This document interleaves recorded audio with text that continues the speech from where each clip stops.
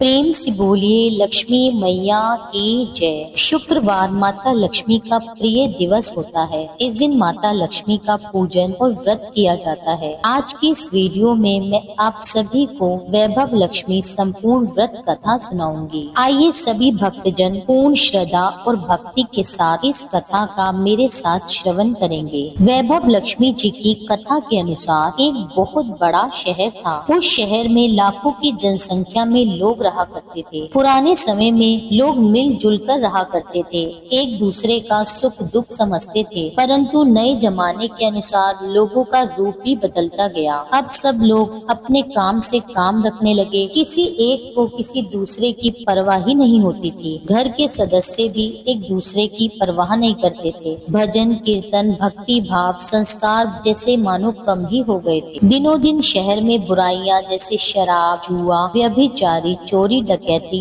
ऐसे बहुत से पाप आदि बढ़ते जा रहे थे। इसी तरह की बुराइयों के साथ ही शहर में कुछ अच्छे लोग भी रहा करते थे। ऐसे अच्छे लोगों में शीला और उसकी गृहस्थी मानी जाती थी। शीला की गृहस्थी में शीला और उसके पति थे। वे हमेशा भजन कीर्तन में लगे रहते थे और ना किसी की बुराई करते थे। उनकी गृहस्थी एक आदर्श गृहस्थी के रूप में देखी जा सकती थी।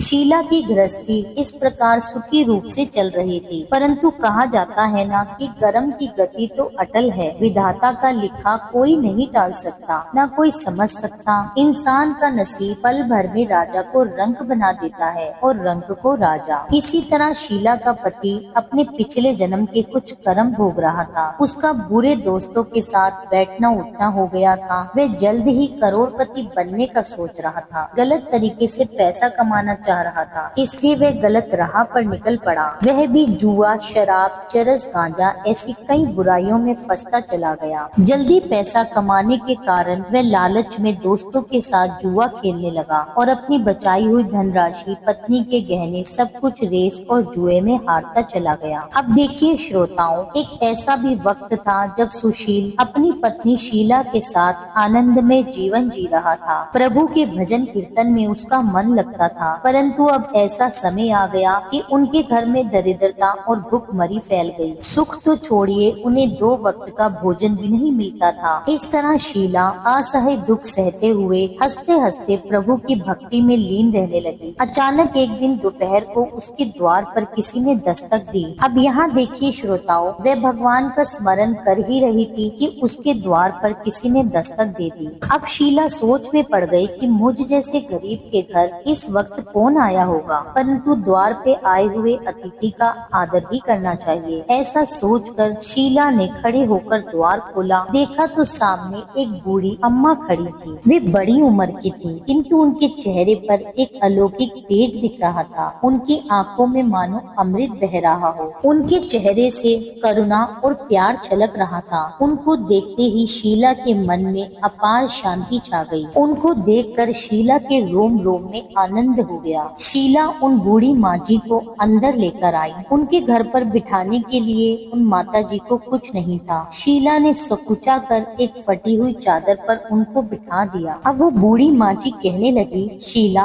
तुमने मुझे नहीं पहचाना? शीला ने हिचकिचाते हुए कहा, माँ जी आपको देखते ही मुझे बहुत खुशी हो रही है और मन में शांति सी भी हो गई है। ऐसा लगता है कि मैं बहुत दिनों से आपको ही ढूंढ रही हूँ, परंतु मैं आपको पहचान नहीं पा रही। तब माँ जी ने हंसकर कहा, क्यों तुम भूल गई? हर शुक्रवार को लक्ष्मी जी के मंदिर में तुम भजन कीर्तन करने आती हो, तब मैं भी वहाँ पर आती हूँ और तुम्हारे भजन कीर्तन सुनती हूँ। हम हर शुक्रवार को वहाँ मिलते हैं। तुम लक्ष्मी जी के मंदिर में कितने मधुर भजन गाती हो। अब तुम मुझे मंदिर में दिखाई नहीं दे रही, तो मैंने सोचा कि क्यों ना मैं तुम्हारे घर जाकर देख लूं, कहीं तुम बीमार तो नहीं हो गई हो। ऐसा सोचकर मैं तुमसे मिलने चली आई। तब माँ जी बोली, बेटी सुख दुख तो धूप और छांव के जैसे होते हैं। सुख के पीछे दुख आता है और दुख के पीछे सुख। धैर्य रखो बेटी, तुम्हें क्या परेशानी है? तुम अपने मन की बात मुझसे कह सकती हो, तुम्हारा दुख कम हो जाएगा। माँ जी की बातें सुनकर शीला के मन को शांति मिली। उसने माँ जी से कहा, माँ मेरी गृहस्थी भरपूर सुख और खुशियों से भरी थी। मेरे पति का नाम सुशील है। हम बहुत संतोष से रहा करते थे। ईश्वर की भक्ति के साथ हमारा समय व्यतीत हो रहा रहा था। अचानक हमारा भाग्य हमसे रूठ गया। मेरे पति गलत संगत में बैठने लगे, गलत दोस्तों की वजह से शराब, जुआ ऐसी आदतों के शिकार हो गए। उन्होंने जुए में सब कुछ गवा दिया। शीला की यह बातें सुनकर बूढ़ी माँ जी कहने लगी, हर व्यक्ति को अपने कर्म का भुगतान करना ही पड़ता है, इसलिए तू चिंता मत कर, तेरे सुख के दिन भी अवश्य आएंगे। तू तो लक्ष्मी माता जी की भक्त है, उनकी भक्ति कर, व्रत कर, सब कुछ ठीक हो जाएगा। माँ लक्ष्मी जी का व्रत करने की बात सुनकर शीला के चेहरे पर चमक आ गई। उसने पूछा, माँ जी, लक्ष्मी जी का व्रत कैसे किया जाता है, आप मुझे समझाइए, मैं ये व्रत अवश्य करूँगी। मैं तुझे उपाय बताती हूँ। माँ भगवती लक्ष्मी की तू सच्ची भक्त है, वो तो स्वयं धन की देवी है और वे करुणा की अवतार है। अपने भक्तों पर वे स्वयं कृपा करती हैं। बेटी, माँ लक्ष्मी जी का व्रत बहुत सरल तरीके से किया जाता है। इस व्रत को करने से धन संपदा, यश, वैभव की प्राप्ति होती है। बूढ़ी माँ जी ने कहा,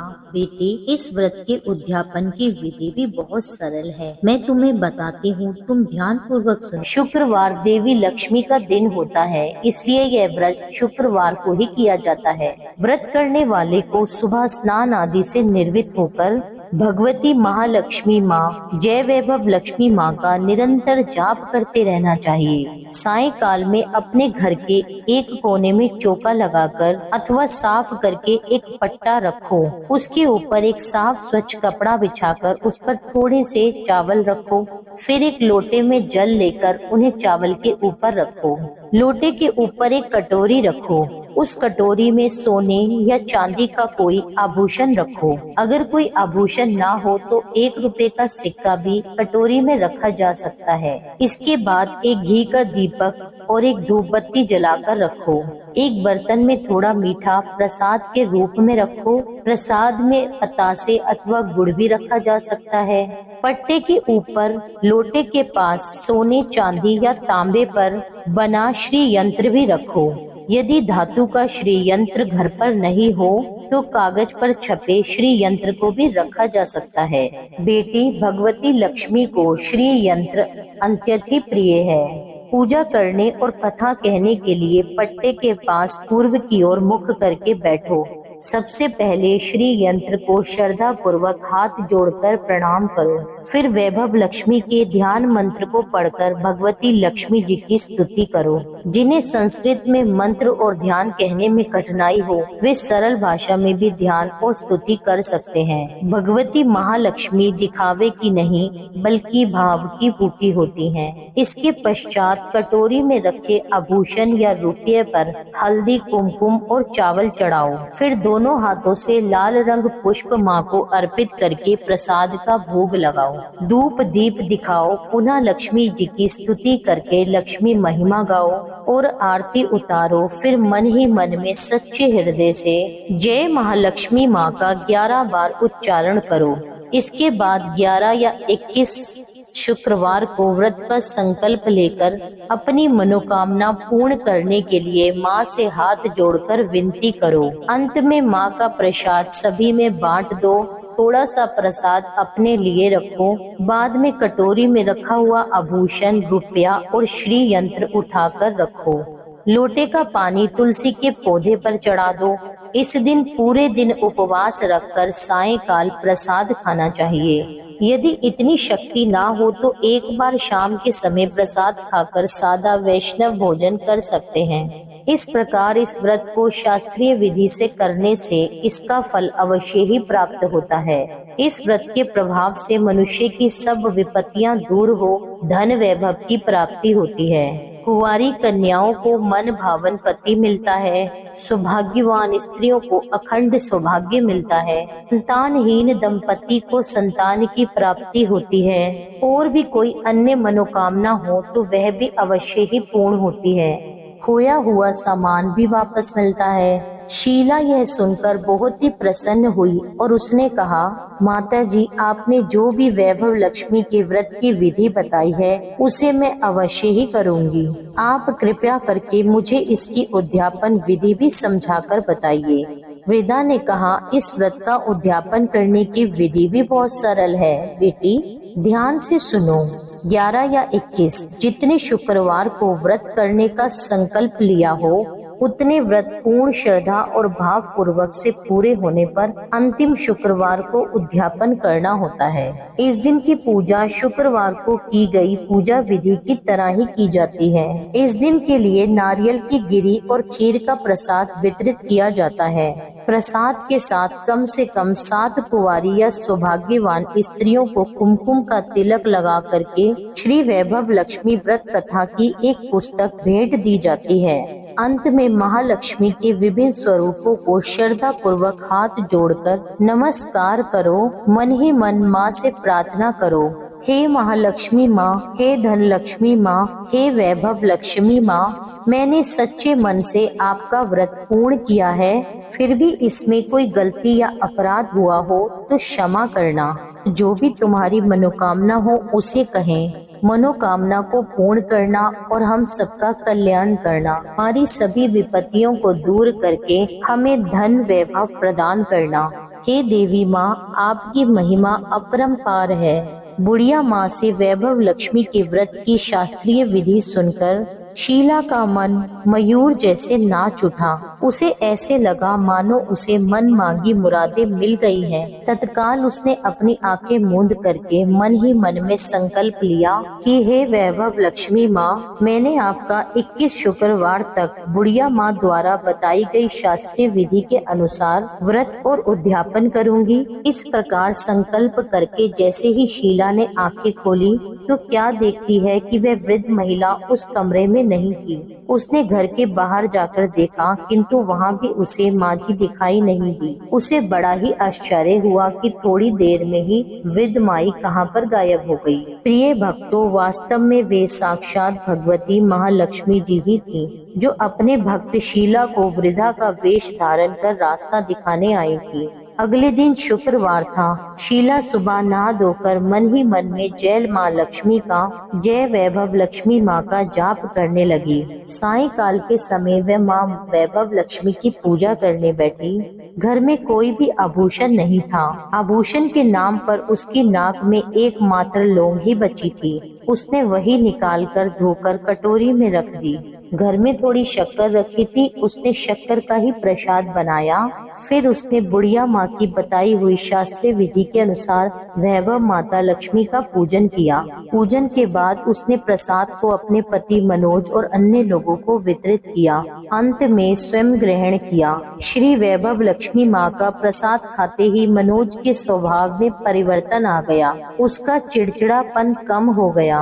उसका मन कुकर्मों से दूर होकर कारोबार जो पहले बिल्कुल ठप हो गया था फिर से उसमें जम गया। 21वें शुक्रवार को शीला ने बुढ़िया माँ द्वारा बताई गई शास्त्रीय विधि के अनुसार उद्यापन किया और 11 स्त्रियों को भी वैभव लक्ष्मी व्रत की पुस्तकें भेंट दी। फिर भगवती महालक्ष्मी के वैभव लक्ष्मी स्वरूप को मन ही मन में प्रणाम करते हुए कि हे लक्ष्मी माँ, मैंने आपके व्रत की जो मनोती मांगी थी वह आज पूर्ण हुई है। हे माँ, हमारे संकटों को दूर कीजिए, हमारा कल्याण करो। जाने अनजाने में कोई यदि हमसे अपराध हुआ हो तो उसको क्षमा करो।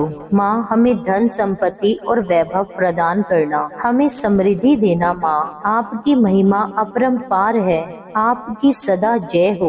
प्रिय भक्त जनों, इस प्रकार व्रत के पूर्ण हो जाने के बाद कुछ ही दिनों में मनोज के कारोबार में अच्छा लाभ होने लगा। उसने शीला को उसके जेवर वापस दिला दिए। उनके घर में पहले जैसे सुख शांति आ गई। श्री वैभव लक्ष्मी माँ के प्रताप को देखकर अन्य सभी औरतों ने उनका विधि पूर्वक व्रत किया और मन भावन फल प्राप्त किया।